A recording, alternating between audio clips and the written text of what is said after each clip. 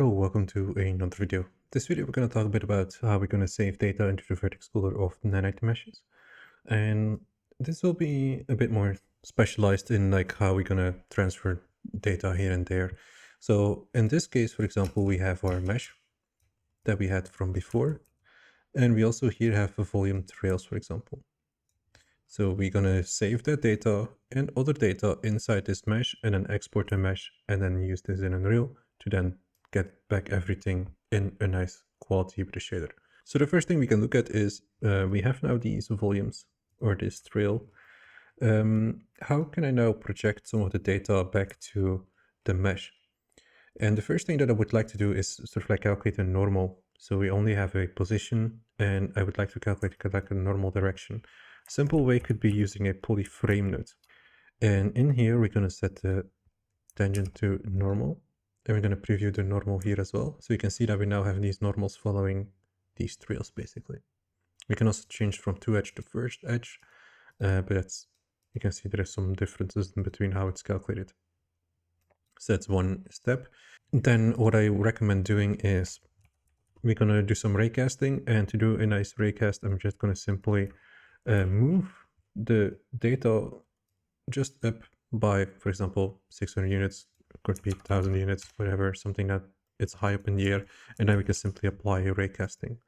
So we're going to raycast against the terrain or our geometry terrain. And what we want to do, we want to have a method using a raycasting, but we're going to use a vector. We're going to delete the channel, and we're going to do -1. So raycast from up here, -1 down. So it's sketching the terrain. So now our data nicely is on top of the terrain.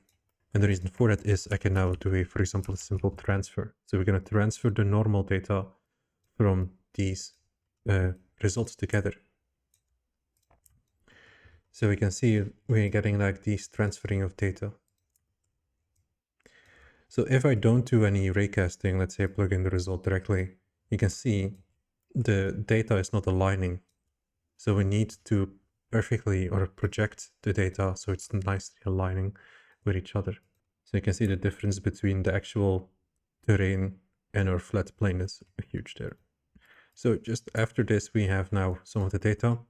We don't actually need all the data. What I mainly would like to use is the normal data, so the normal. So you can see we now have the normal data.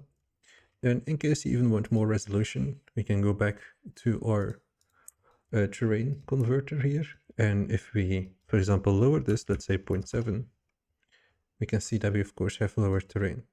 So we need to go up. So this is where you can maybe tweak some of the nanite meshes itself to have like a higher poly mesh or a low poly mesh.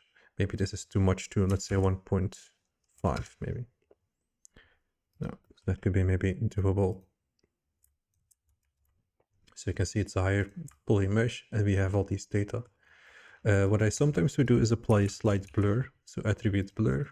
And we're going to blur maybe the normals slightly. So here, attribute to blur called normal. And you can see now we can blur the normals. So it does help with some cases to nicely blend them a bit better. And it's up to you how much blurring iterations you want. So you can see we can blur them a lot. So you can apply some blurring effect there. Another idea that I had and I implemented was using the curve that we had originally, and also did the same thing here where we basically grabbed this data and we can, for example, here also calculate that normal along the curve, and then we can also do a raycasting. And we can do the same thing where we transfer the data.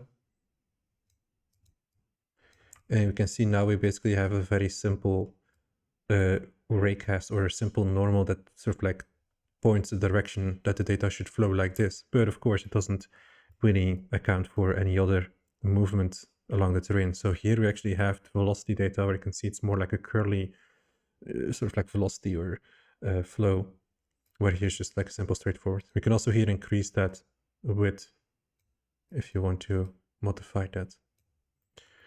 So it is possible to do like a blend of these two. We can blend these data a bit with each other.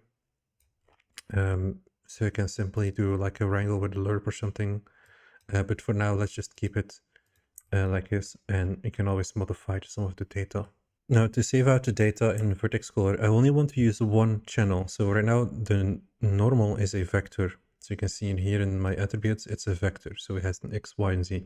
So if I would put this in the Vertex Color, that means that all my Vertex Color channels are basically then used already. So I would like to use flow maps. And with a flow map, what we want is the default flow map actually only uses two values. So it's like a 2D plane deciding if it goes left or right or up or down.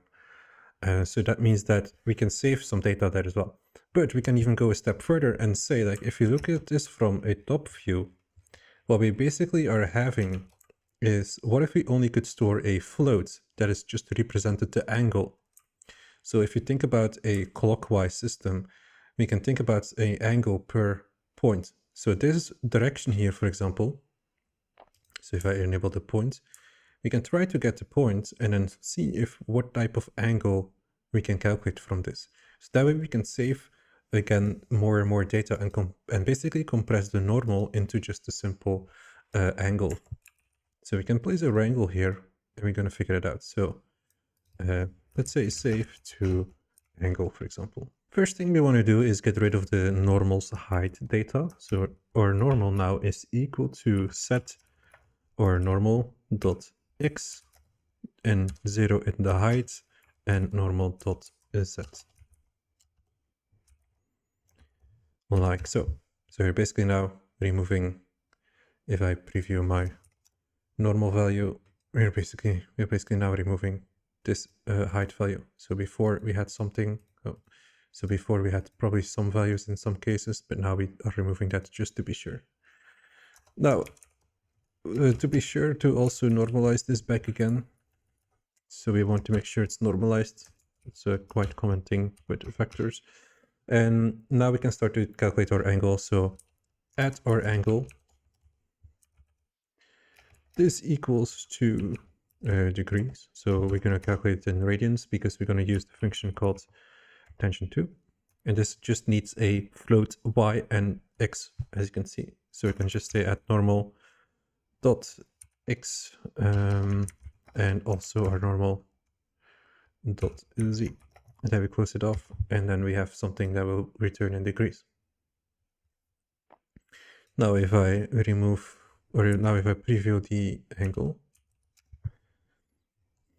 we can now see that we have our data here as angles. So if we have some movement, we can see that we have now the angle in degrees. Now to save this in a vertex color again, vertex colors usually go from 0 to 1, and we have large values, and we also have negative values because we can go from 0 to, let's say, 180, and we can also go to minus, so we can make a full circle. And we basically want to get rid of that.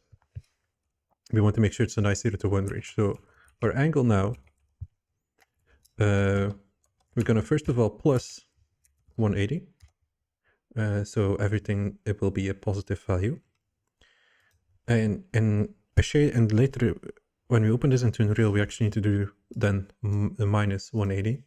That makes sense to sort of like revert back to the original data. And now we need to say our angle needs to be packed or fit into a new range. So we're going to say at the angle. So we have a current range of 0 to 360 degrees. And this new range needs to be from 0 to 1. So this is an easy way to then here remap everything to 0 to 1 range. So now currently we have stored the flow data or the velocity data into a 1 angle value that we can read back into Unreal. And once that is done, we can actually restore the mesh normals by recalculating the normals of the mesh. So if I preview now the mesh, we have a good looking mesh like we should have.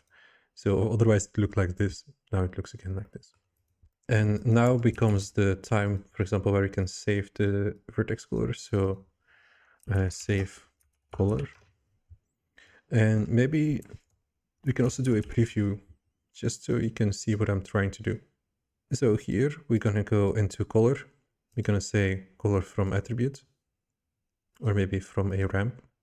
And we can see that we also now have access to all the data from before from the terrain. So if I preview my water, what we're actually previewing, if I put my black body on this, is again, we are previewing that lava data.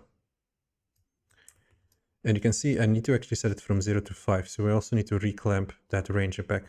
So we want to store we definitely want to store the water data in the vertex color. And we probably need to do a remapping. So we can also use the attribute remapper, like here, and we can apply it like so.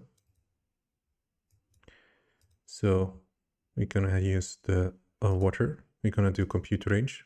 So it goes from 0 to 9, and we want it to from 0 to 1. And now if we reset this, so now we have a mask like this.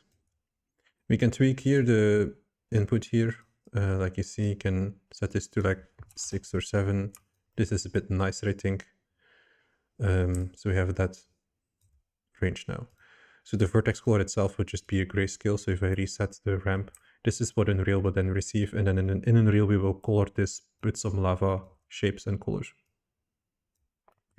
Another mask that we can try to get is we have some other things here as well. Let's say what the current masks say. For example, this one. What I did save before in a previous setup is more of a generalized mask from here.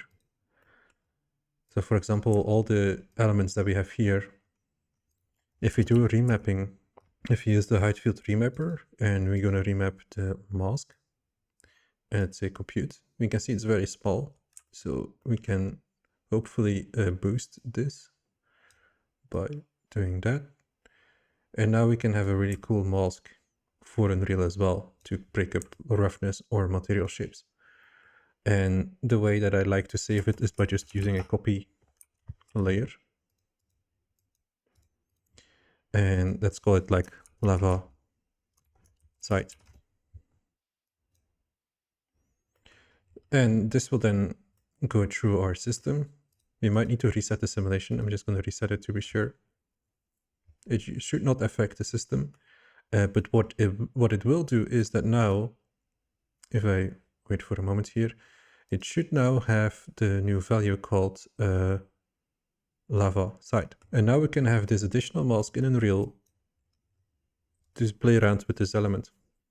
So we can say that at our color.red or red channel, we will include our angle data, so which we just calculated. At our color.green, for example, holds the water layer, so add water, which is basically the lava itself. And then add our color.blue channel, for example, holds the simple lava side, like so. So make sure you're typing all these attributes correctly, and then you should have a mask that looks like this. So this is basically what the vertex color will be importing and what we will use. If you think we are still high on poly count and you maybe want to reduce it, we can now simply do a poly reducer. Usually a high poly mesh with nanite is fine, but we can still reduce it maybe to like, let's say 2 million specifically, or 2.5 million or something like that. So it's up to you if you want to like lower the resolution. So let's say we reduce the poly count by 80%, just so we have a little bit less triangles. Now from here, we're basically then ready to then place an FBX node and export. So we'll just simply place an FBX put out.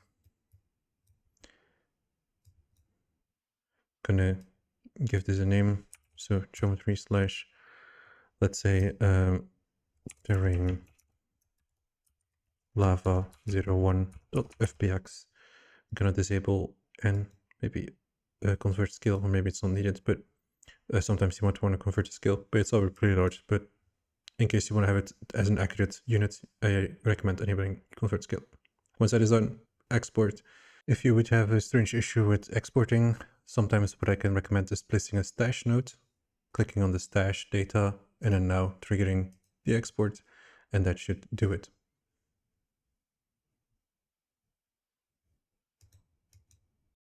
And then in the next video, let's talk a bit about how to handle this into Unreal.